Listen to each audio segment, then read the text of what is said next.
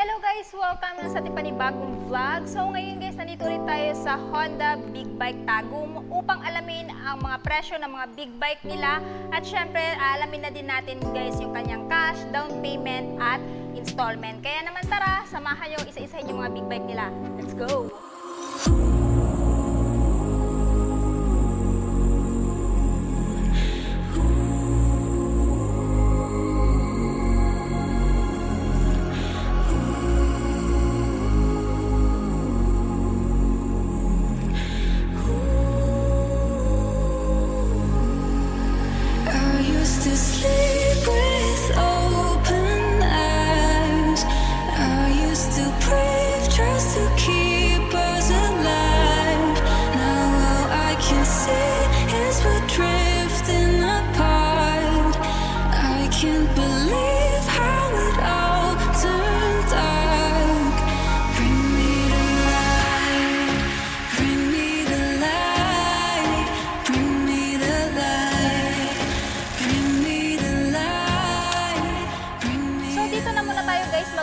Kay Honda CBR 500R. So this one guys is naka-inline 2-cylinder na, naka-LED na din yung kanyang headlight, naka-dual disc brake na din sa front, naka-ABS na din, at syempre may maganda na din siyang engine, ano.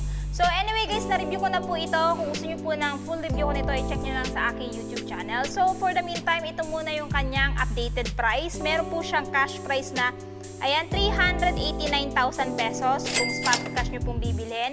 Pero kung gusto nyo naman ang hulugan, ang down payment is 97,250 at yung monthly niya sa 3 years ay 14,231. Anyway, meron din po kayo mapagpipilian na bracket dito ng 12 months up to 36 months. Pili na lang po kayo dyan guys, ano. So ayan, ito po si Honda CBR 500R. Tapos kung ayaw nyo naman po ng red, meron din po silang ito. Parang metallic gray na available dito, which is nakamat, ano. So, ayan guys, yung dalawang available color nila dito. Ayan. So, ang kinaganda pa dito guys, naka-inverted na din sa front. So, makakaasa kang kung idadaan nyo ito sa mga lubak-lubak. Smooth na lang din po yung plane na suspension niya. Next, kung gusto niyo po ng higher displacement, meron din po silang Honda CBR 650R. Dalawang color po yung available dito. Ayan, same lang din dun po sa CBR 500. Yung pinagkaiba nga lang po, dun sa CBR 500R is naka-matte, while ito guys is combination ng matte at glossy black. So ito po ngayon guys ay merong updated na ayan, spot cash is 549,000 pesos. Pero kung gusto nyo ng hulugan, down payment is 219,600. At yung magiging monthly nyo po sa 3 years ay 16,653. So, ayan guys, yung big bike na makukuha nyo no, sa halagang 549,000 pesos. So, pili na lang po kayo dyan sa dalawa. Next, kung gusto niyo naman po ng sports naked bike, meron din po silang Honda CB650R. So, yung color combination niya guys is, ayan, matte blue at, ayan, matte tapos meron parang metallic gray, no, na combination. So, this one guys, bagay na bagay din sa lady rider kasi medyo mababa lang din yung seat height niya. At kung gusto niyo pong big bike pang long ride na hindi masyadong ngawet, ayan, I highly recommend this one. Ang kinaganda dito guys, naka-inverted na din po siya sa front. So, napakaganda na din po ng plane na suspension niya. Naka-inline 4-cylinder. So, napakaganda na din po ng tunog ng kanyang engine sound. Meron na din siyang malaking fuel tank capacity. Ayan, so comment down below guys kung gusto niyo po ito gawan ko ng review. So, kung interested po kayo dito guys, meron po siyang updated price na 519,000 pesos. Kung bibilhin niyo po ng spot cash, pero kung gusto niyo ng hulugan, ang down payment naman is 129,750. At syempre, may monthly po siya sa 3 years na 18,987. So, sa halagang 519,000 guys, mauuwi niyo na po itong si Honda CB650R. Ayan. Next, kung gusto niyo po ng higher displacement guys, no, na CB, Honda CB, meron din po silang Honda CB1000R. Ayan o, naka-inline 4-cylinder na din, naka-dual disc brake sa front, inverted na din, napakaganda na din po ng kanyang, ayan, exhaust. Anyway, hindi ko pa rin po ito nare-review. So, kung gusto niyo po ng detailed review, i-comment nyo na lang din po sa baba. Tapos, napakaganda na din po ng suspension na ginamit sa kanya. Ayan o. Ayan. So, sa mga interested dito, meron siyang updated price guys na 865,000 pesos yung spot cash. Pero kung gusto niyo ng hulugan, ang down payment is, ayan, 346,000 pesos at monthly sa 3 years na 26,238. So, ayan guys, no, pili na lang kayo ng bracket dyan. Ayan po, meron siya lang 12 months up to 36 months. So, makukuha nyo po itong motor na to sa halagang 865,000 pesos.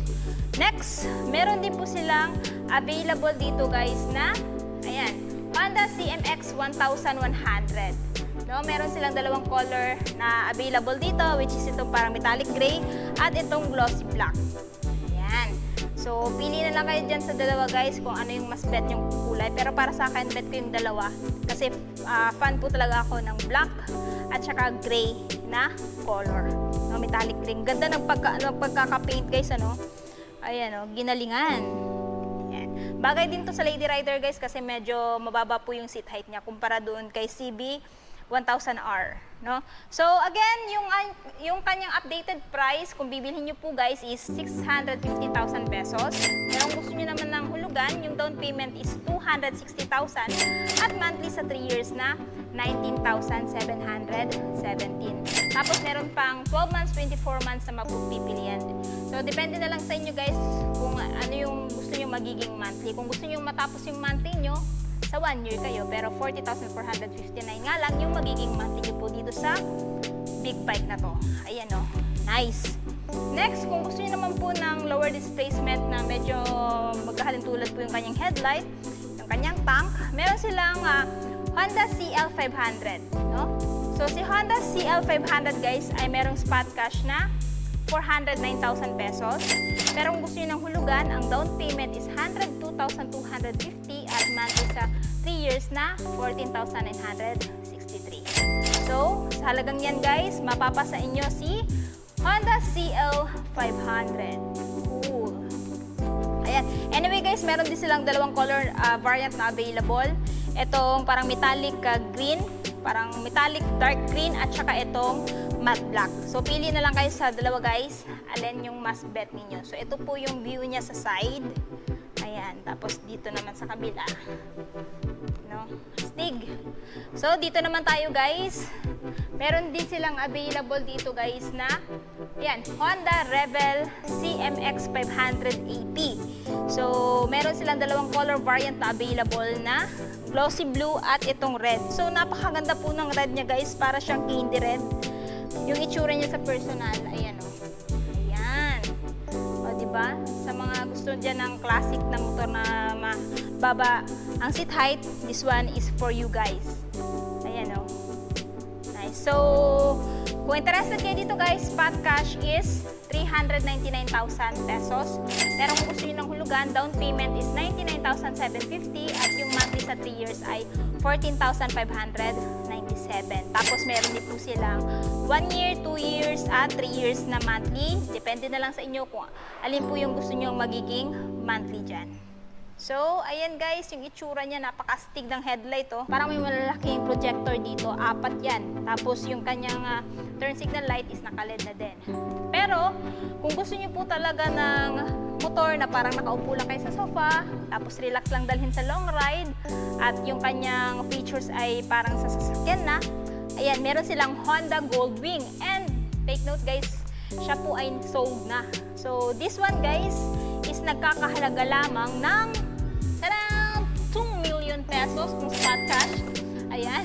Tapos kung gusto nyo ng hulugan, ang down payment naman niya is 800,000 at monthly sa 3 years na 60,667. So again, these two Honda Goldwing guys is already sold. Pero kung interested kayo dito at gusto nyo bumili, ayan, ilalagay ko po yung full address at saka yung phone number nila sa screen mamaya at sa description box para po mas makapag-inquire kayo regarding sa mga big bikes nila.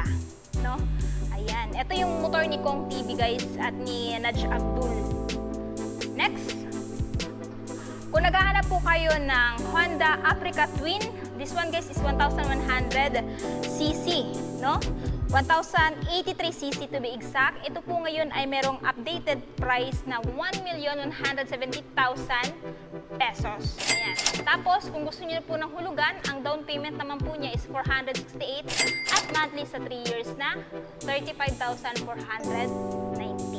So, ito pong si Honda Africa Twin is goods na goods pang long ride, pang endurance. Kasi halos nasa kanya na po lahat yung hahanapin mo sa isang adventure bike. Pero kung naghahanap po kayo ng scooter na higher displacement kay Honda ADV 160, meron po silang Honda XADV 750. Ayan, napakaganda po nito gamitin sa long ride. Ayan, relax lang po dalhin. At equip po siya ng magagandang features na kakailanganin mo sa inyong mga rides. So, ito ngayon guys ay merong updated price na, ayan, 839,000 pesos, podcast yan. Pero kung gusto yung hulugan, down payment is 335,000 at monthly sa 3 years na 25,450. So, sa mga naghahanap ng Honda XADV, meron po silang isang unit na available dito. Ayan. Pero kung naghahanap po kayo nung kalalabas last year na si Honda Transalp XL750, meron din po silang dalawang color variant na available dito guys. Itong white at saka itong ayan, matte black. So this one ngayon guys ay merong updated price na 598,000.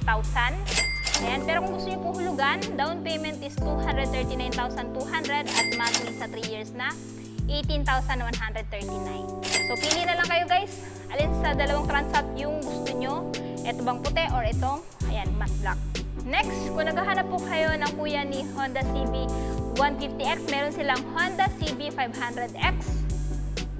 So itong si Honda CB 500X guys, ngayon ay merong spot cash na 399,000 pesos. Ayan.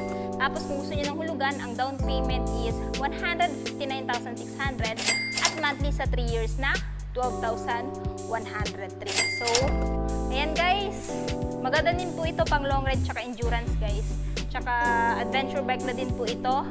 At pwedeng-pwede itong gamitin, no? Sa dalawang road condition, dun sa rough road at saka dun sa sementadong kalsada. So ayan guys, natapos na natin ikutan yung mga big bike ni Honda. Kung may katanungan pa kayo regarding sa mga big bike nila, i-comment nyo na lang sa baba. Anyway, palagi ko naman binabasa yung mga comments ninyo. At kung ano yung motor na next na gusto nyo mapanood sa next kong vlog, i-comment nyo na din sa baba. At syempre, kung bago pa lang kayo sa channel ko, huwag kalimutan mag-subscribe para ma-notify kayo once may bago tayong upload na gaya nito. And also, please follow my TikTok, Langga Gail, Instagram Langga Gail, at most especially, Facebook page, Langga Gail. So yun guys, hanggang dito na muna tayo. Ride safe and peace out!